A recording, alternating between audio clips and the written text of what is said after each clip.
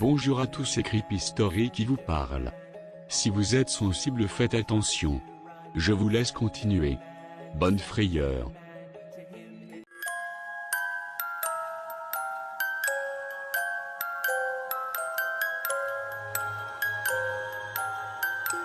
Le Slenderman est une créature surnaturelle avec des caractéristiques et des capacités nébuleusement définies. Il apparaît généralement comme une grande créature humanoïde dans un costume noir ou gris, cravate rouge ou noire, et une chemise blanche.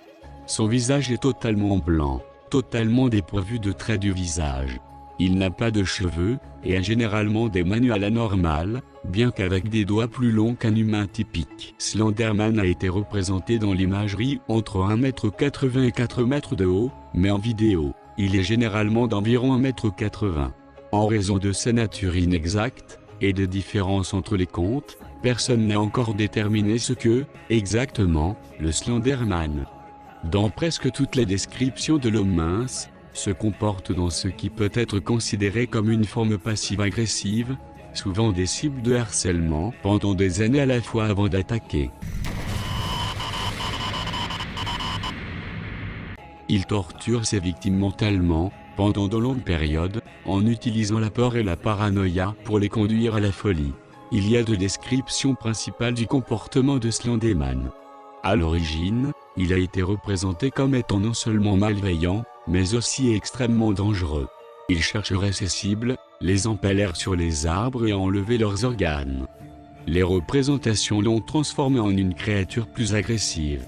Au lieu d'une poursuite active, il est plus susceptible de laisser ses proies dans la folie jusqu'à ce qu'elles ne puissent pas faire face à leur situation.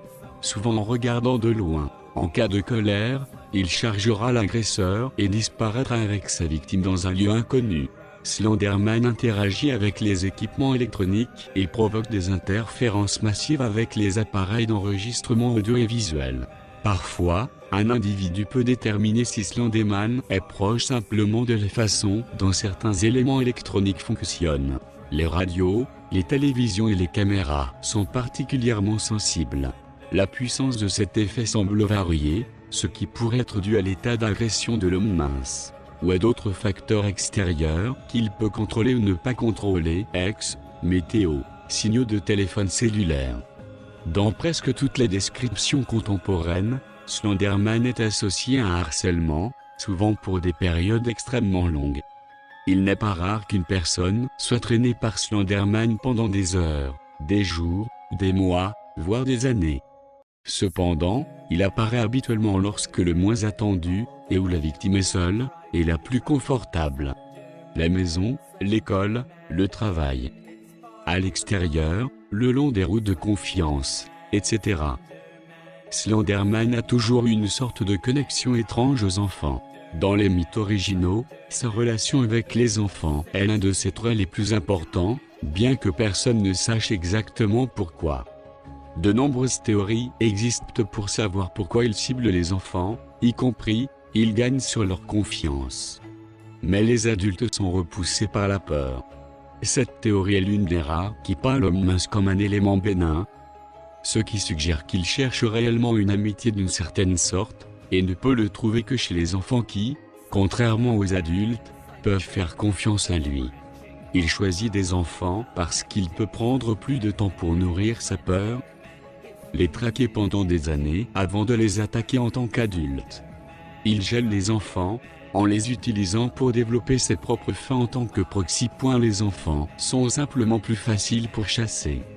Il y a littéralement des dizaines d'idées et de variations sur ces idées, mais comme aucun corps n'a été trouvé dans les contes contemporains, et les contes classiques ne mentionnent pas le destin des enfants victimes de Slenderman, son ciblage souvent porté sur les enfants est inexpliqué.